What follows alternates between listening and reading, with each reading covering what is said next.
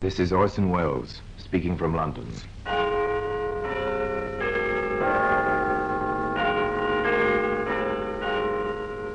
From the Black Museum, a repository of death. Here in the grim stone structure on the Thames which houses Scotland Yard is a warehouse of homicide, where everyday objects, a piece of carbon paper, a tin ashtray, a broken teacup, all are touched by murder.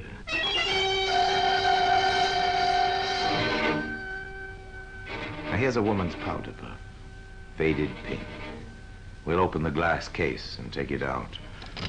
There you are, sir. Perhaps Madame would like to take it. Ah, you draw back. The lace is pitiful and torn. Across the puff itself is an ugly stain. Once it was dark red, but its progress through the biological laboratory has left it bleached and pitted, where small areas have been teased out and examined under the microscope. This sample belongs to blood group 3. Are you sure? Wait. Group 1 is here as well. Blood groups 1 and 3. That means there were 2 victims. Yes, the faded pink powder puff was used to gag 2 victims before they were brutally murdered. That's why it can be seen today in the Black Museum.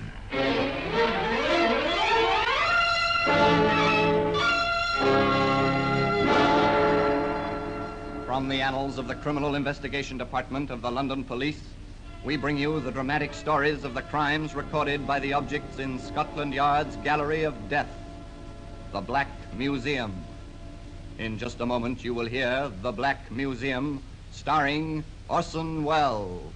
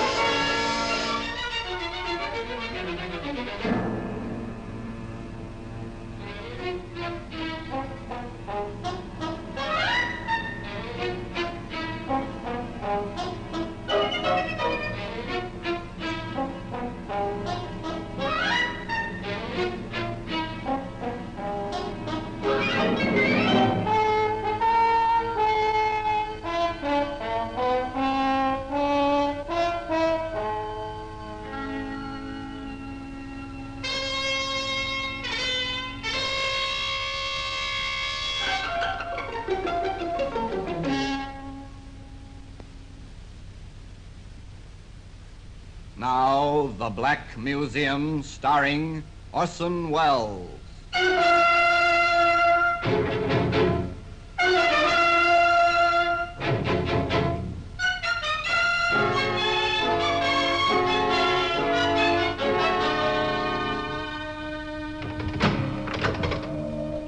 Well, here we are in the Black Museum.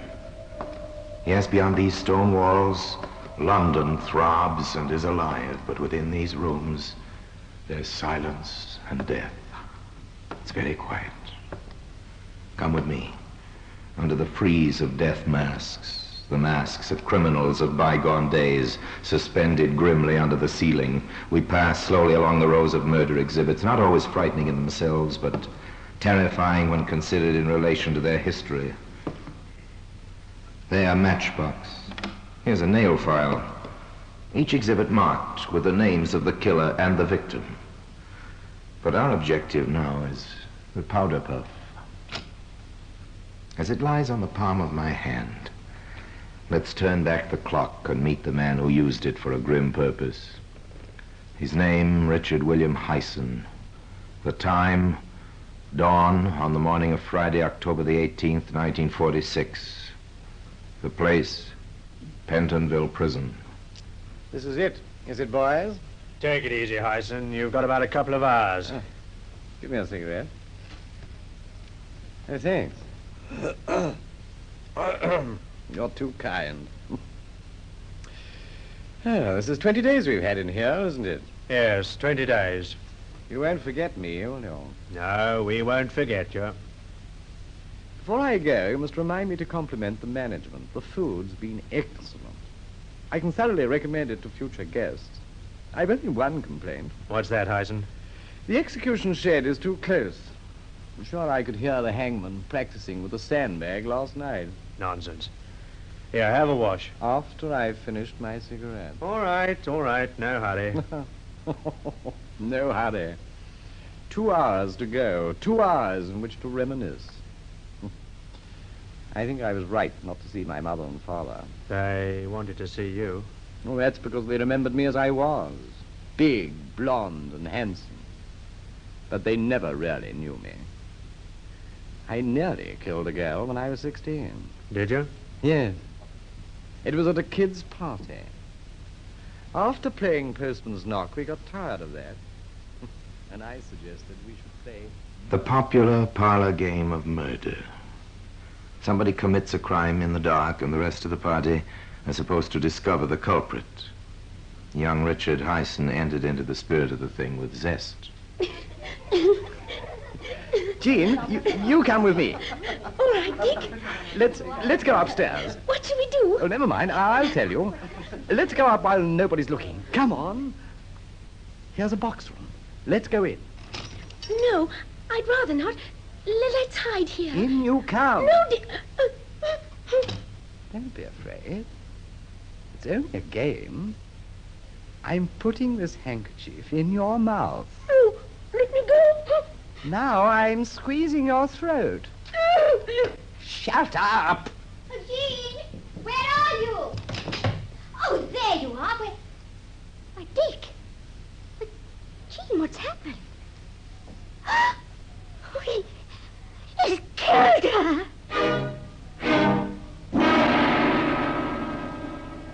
It was fortunate for young Dick Hyson the girl was not dead, but she was hurt and badly frightened.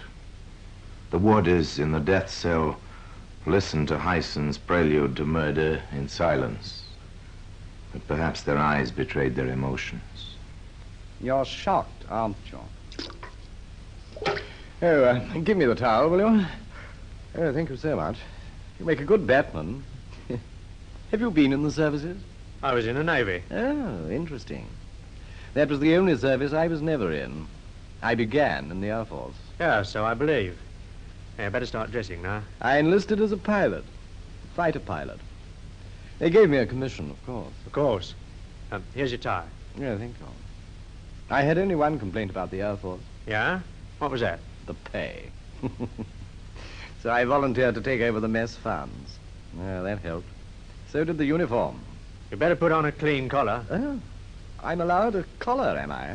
Oh. That uniform certainly pulled him in. Pulled who in? Well, who do you think? Remember the case of the Air Force girl found in the burnt-out car in Suffolk? So you were responsible for that, were you? How did it happen? Now you're interested. Listen, boys, come on, gather round. I'll tell you about it before it's too late. Richard Hyson could never bear to be anything but the center of attraction. He could never tolerate a disinterested audience. Even in his last hours, he had to hold his listeners. But how much of the truth he told will never be known. Nevertheless, a pretty girl of 21 had been found dead in a car close to the station where he'd been, looking after the mess funds 5 or 6 years previously. And he told his warders how he had stopped her on a lonely road while she was driving a staff car.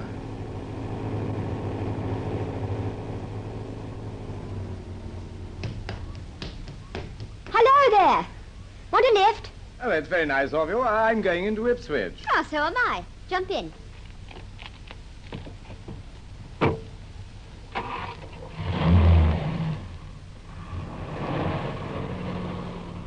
What's your name? Parker, sir. And your first name? Joyce, sir. I'm Richard Hyson. You can call me Dick, and drop the sir. Yeah, I think I've met you before. Oh, I've seen you, too. At the Commandant. Yes, it might have been. Well, it was. I've been thinking about you ever since, Joyce. Oh, I don't believe a word of it, Mr. Hyson. Dick. Look out. Watch that bend. Oh, I'm sorry. Oh, never mind, sweetheart. I've got nerves of steel. But I'd be happier if you let me take over. Yes, perhaps it would be a good idea. Thanks. Oh, don't bother to get out. I'll get out my side.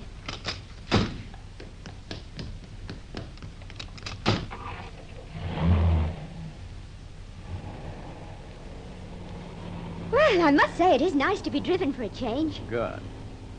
What are your plans after you drop the car into workshop? As a matter of fact, I'm feeling rather good today. You see, it's my birthday, and my mum sent me a very nice present this morning. Well, many happy returns. And how old are you? 21. Congratulations. She's 21 today. 21. What did they send you? Money. Oh, that's always the most sensible gift. Yes, it is, isn't it? I say, are we on the right road? Yeah, I think so. We're not, you know. We're right off the road now. Hey, stop. Hey, I thought you were supposed to be a good driver. So I am. Come here. No, you've made a mistake. I'm not that sort of a girl. Let me go. Yeah, you would you? You're mad. Where's the money? Well, here, take it.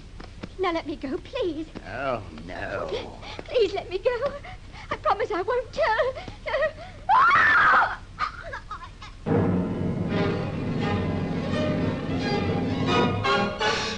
Hyson had no intention of giving his unfortunate victim the opportunity to tell. He had exceptionally large, powerful hands, his fingers being an inch across the joints. There is no doubt that poor Joyce Parker was helpless in his grip. And when it was all over, he put her behind the steering wheel, started the car, and set fire to it. When the flames had a hold, he jumped off the running board from where he'd been steering, and the blazing car, together with its pathetic little passenger, plunged on until it crashed over the edge of a gravel pit.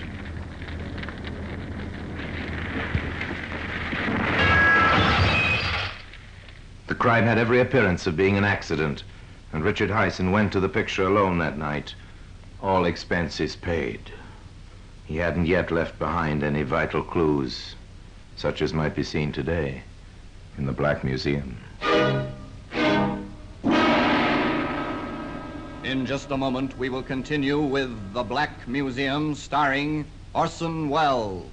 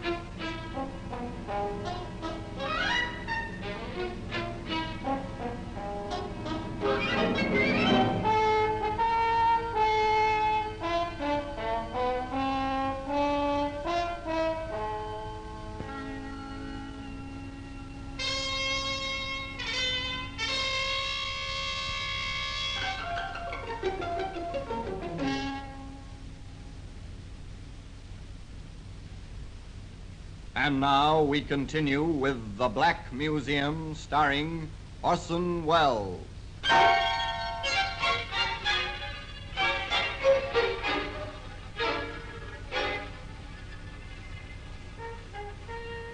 We returned to number 2 death cell in Pentonville Prison.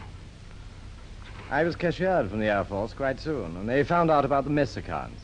So I joined the Army as Paul Colton. Yes, we know about that. I built up a new history for myself, and being a pretty useful type, I got a commission. That was in the early days of the war. Yeah. I probably wouldn't have got a commission later on. They started going into too much detail. How long did you keep the Army commission? About a year. I lost it in the Middle East. That was really rather amusing. I was visiting the mess at HQ when I heard the general talking about selling his car before he was posted to a new command. That gave me an idea. Excuse me, sir. Yes? My name's Colton, sir. I'm sorry to hear you're leaving the command. I wonder whether you might be thinking of disposing of that private car of yours. Do you want to buy it? Yes, sir. You'd better have a word with my ADC. Smithers. Yes, sir? Mr. Colton here wants to buy the car. Sort it out with him, will you? Of course, sir. And Second Lieutenant Colton, alias Hyson, wrote out a check for £100, which was exactly £100 more than he had in the bank. That check bounced quicker than a golf ball. But I'd sold the old man's car even quicker and spent what I got for it. So, bang went commission number 2, Yes, they cashiered me. which I told them I thought was rather hard on a first offender. First offender? Well, in the army, yes. But instead of coming home, I dropped off the ship in South Africa. I joined the army there. And believe me, it wasn't long before I got myself posted to England. That meant London for me. And those certainly were the days. Don, I'd like you to meet Muriel. Donald Smithers, Muriel Girton. Oh, hello there. And what are you drinking, Muriel? Scotch and water, thanks. Yeah, tough baby, eh? Well, good for you. Hi, Stuart. A very large scotch and a very little water for a pretty girl. You're quite a son of a gun. Believe me, ma'am, I've had to be.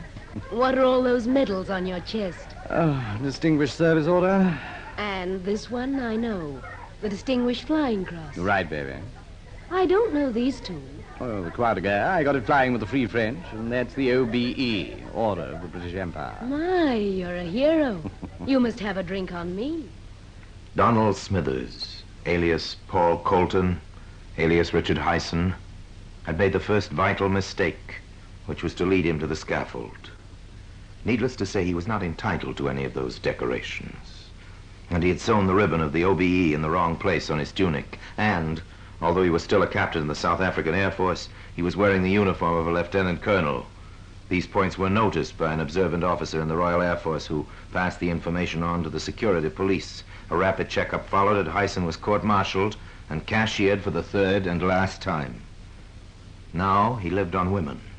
During one short period, he was engaged to be married to no fewer than 9, and each one financed him to a greater or lesser degree. Well, that took quite a bit of staff work, keeping them apart. But there was one I quite liked, Doreen Winston. You'd better get on with your breakfast. Yes, time flies.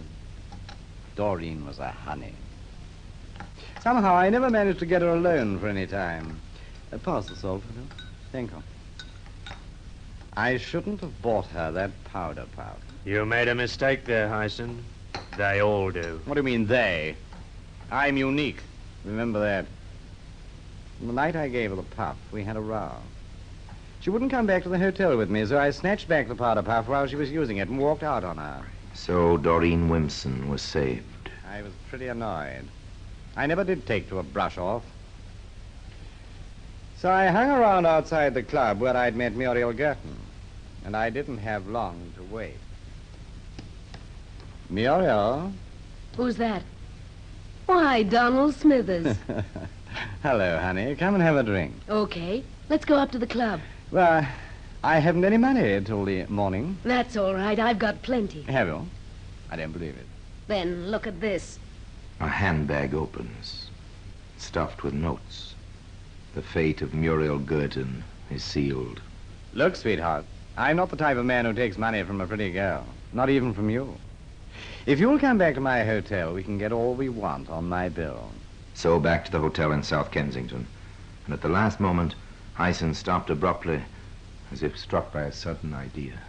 You'll have to go gently, honey. I just remembered. They won't serve drinks to visitors after hours. We'll have to go in the back way, where we won't be spotted. So in they went. Not into the hotel where Hyson was staying, but into another one where he had stayed some time previously. Hyson knew the geography of the place perfectly. He took his unsuspecting victim through the deserted trade entrance and up the servants' staircase to the first floor, where he found an unoccupied bedroom. Okay, in you come. Thanks. Donald, are you sure this is your room? Of course, why? It looks so empty. No clothes, nothing on the dressing table. Well, I'm naturally a tidy person. Come and sit down. This was an invitation to a drink. No, there are better things to do than drink. Come on, sit down. Now, look here. I may be tough, but I'm not... Sit down. Why, you beast! I'll scream. Well, there's a present for you. Powder puff in your mouth. That'll keep it quiet. Now, my beauty, I've got you exactly where I want you.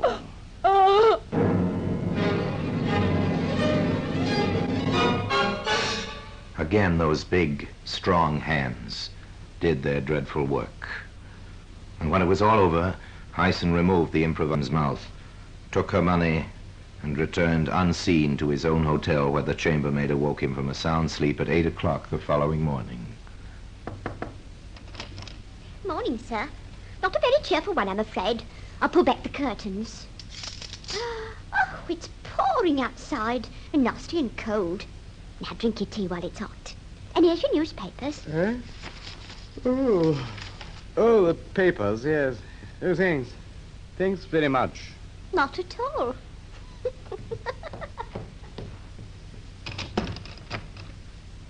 Papers. Now, let me see. Woman found strangled in small hotel. Murder in South Kensington. Police are making widespread inquiries amongst the deceased friends and acquaintances in the hope of tracking down the murderer. The staff and members of a well-known Kensington club are being questioned this morning. They are they? Then the chances are that the swine who split on me to the South African War Department is going to open his mouth again. He'll remember I was with her. I must get out of London quick. It so happened that Hyson's panic was needless. The RAF officer was posted now, and he didn't come forward. Neither did the man who had introduced Hyson to his victim. But the scientists at Scotland Yard were becoming interested in traces of pink wool, which they found in the dead woman's mouth. There's no doubt we've got particles of face powder on this fragment. So the murderer must have gagged her with a powder puff of all things. But her own powder puff, which is white, was still in her handbag. That means the puff which was used by the murderer was taken away by him. The fibers are quite new. There's no dust on them, and the powder hasn't had time to get into the material. Well, there's a thread of lace here, too. We'd better let the superintendent know right away. Superintendent Brandruth of Scotland Yard was then faced with the tremendous task of trying to trace an unknown man who might have bought a pink powder puff with lace trimmings. The information and the request for assistance was published in newspapers throughout the country, and Hyson read about it in the seaside town of Eastbourne. For the first time in his life, Richard Hyson panicked. In a split second, he saw the net closing in. He reasoned that Doreen Wimpson, the girl he'd brought the powder puff for, would very soon tell the police. If he was caught, he must plead insanity. To establish insanity, he must commit another murder. And this time, there must be no motive. So that night, in a deserted street on the outskirts of the town, he waited for an unknown victim. It was dark. The few houses were scattered well back from the road. For nearly an hour, nothing stirred, while murder waited to strike in the shadows. Go back, little girl, go back, go back. No, she must come on. He's waiting with those big, strong hands, tense and ready.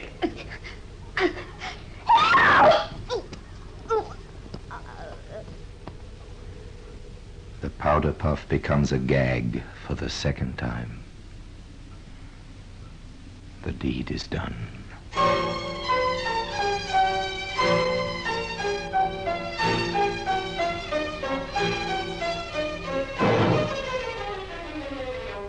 I might have got away with a lot if Doreen Wimpson hadn't remembered the powder puff. She identified it, didn't she? Yes, I knew she'd get me. The chaplain's here, Hyson. Tell him to go to blazes. I'll be waiting for him. Got another cigarette? No, thanks. I was picked up by the police the next day. Even then, I nearly convinced them that they'd got the wrong man. They held me from 3 in the afternoon until 2 the next morning before I told them I was Richard Hyson and proud of it. But still, they couldn't really prove I'd killed the 2 women until they had my coat pocket examined in the laboratory. Then they found traces of face powder and little shreds from the puff in it. Tough, that. Tough, wasn't it, Padre, eh? Why, what are you looking so mournful about? I'm the one to worry.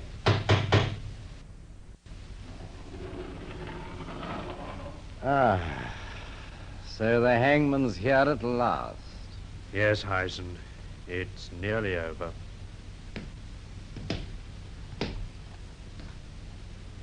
Well, if nobody's going to say anything, I will. Come on, boys, get the straps on and let's get going. And so Richard Hyson is led to his appointed place on the trapdoors of the scaffold. A white bag is slipped over his head. The rope lodges under his chin.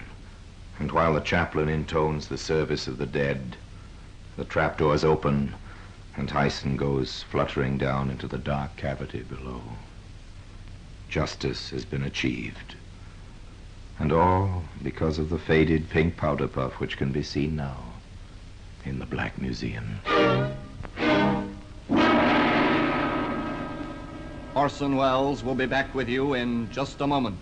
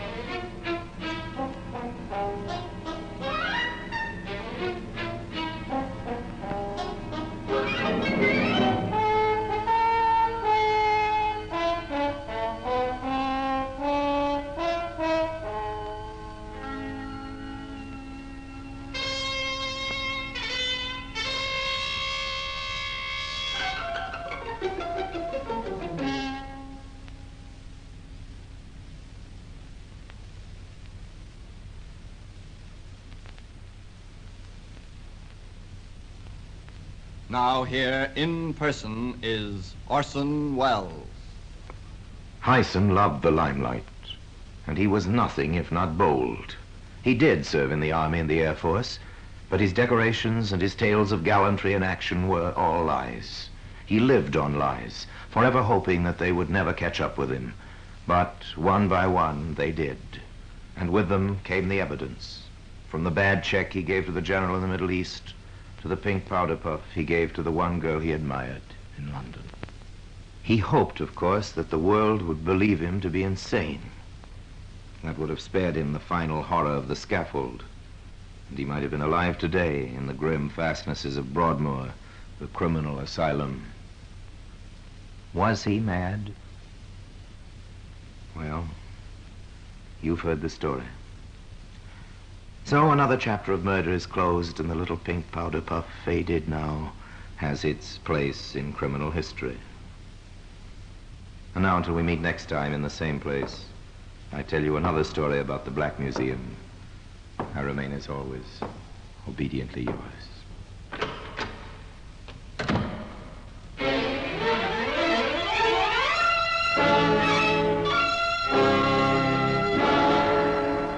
The Black Museum, starring Orson Welles, is presented by arrangement with Metro-Goldwyn-Mayer Radio Attractions, with original music composed and conducted by Sidney Torch, produced by Harry Allen Towers.